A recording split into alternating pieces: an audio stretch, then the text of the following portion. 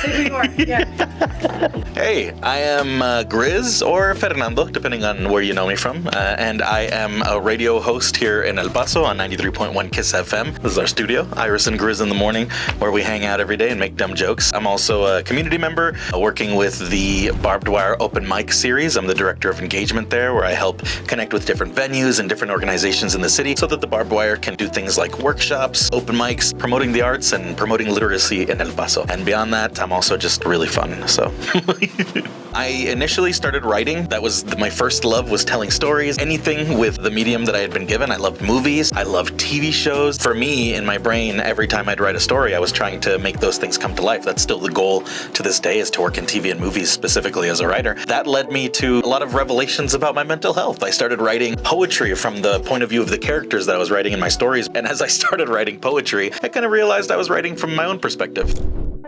The 915 Chuco shirt. Chuco Relic specifically was doing their big 915 day celebration, and so they gave Iris and I these very exclusive 915 day shirts. I thought it was awesome, so I wear it all the time. In just a couple of years I've had it, I've worn it so much that I probably won't be able to keep wearing it soon. The radio personality changes between two. So for people who don't know, I also host my own Saturday morning show on KVNO, Classical 90.7, located over in Omaha, Nebraska. So now it is actually really funny when I switch between these two worlds, because 93.1, obviously we're fun and we're exciting, but Saturdays is different. The Saturday morning slow rise, which is what my show is called. I read a poem to start the day, and then we just sort of listen to some classical. So normally you'd hear, it's 93.1 Kiss FM. This is Grizz hanging out with you in the 9 o'clock hour. We're going to listen to a little Justin Bieber and Taylor Swift and whoever else is on the radio. Okay, so that's 93.1, all right? Okay.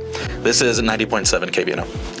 It's Classical 90.7. This is Fernando Antonio Montejano, your host of the Saturday Morning Slow Rise, and we are about to jump into an excellent block of classical music. We've got Bach, Beethoven. So, you know, the difference is very palpable. You can feel it, you can hear it, but that's the point. And honestly, I love both worlds. I had an art show experience recently with JD Viz. He put together this show called Imposters. I got watercolor art, which is, for me, historically, I suck at watercolor art. I don't know how to do it. Every single time that I make anything with watercolors, it looks like I haven't figured out my fine motor function. I made a little piece of me here in the studio, but as a bear, because the person that I got, they like to paint cutesy animals with little trinkets and shiny things around them. The studio has tons of trinkets, so this felt like the best place to try and recreate that person's art. I sold it as the first piece I've ever sold in an art show, and it was a pretty exciting experience.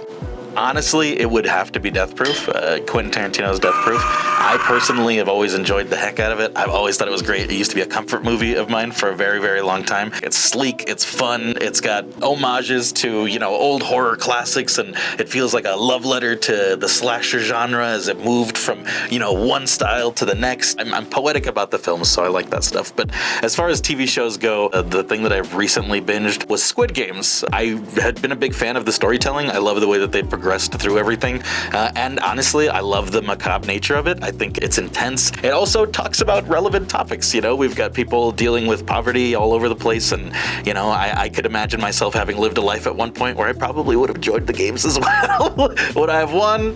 Who knows? Probably not, but I'd have been there. It's all about the experience when it comes to Squid Games.